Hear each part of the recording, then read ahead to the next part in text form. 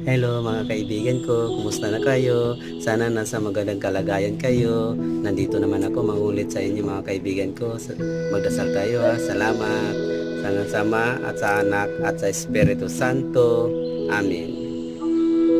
Panginoon ko, Diyos ko, naniniwala at nananalig ako na naririto ka at kapiling ka sa mga sandaling ito na nakikita na ako at ang inyong naririnig ang aking mga daing, mga kahilingan at mga panalangin.